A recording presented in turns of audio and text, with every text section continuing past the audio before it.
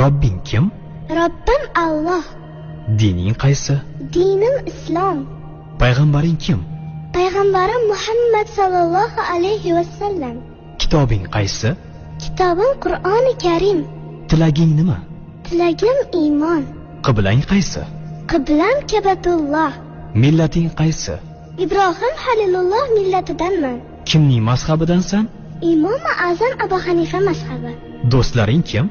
Do'stlarim chahor yorlar. Ular kimlar? Abu Bakr Siddiq, Hazrati Umar, Hazrati Usmon, Hazrati Alidir. Qachondan beri musulmonsan? Al-Misoqdan beri. Al-Misoq nima? Alloh taolo ruhimizni yaratib, ulardan va'da olgan kun. E'tiqoding qaysi? Ahli sunna val jamoa e'tiqodi. Kimni yaxshi ko'rasan? Alloh taoloni.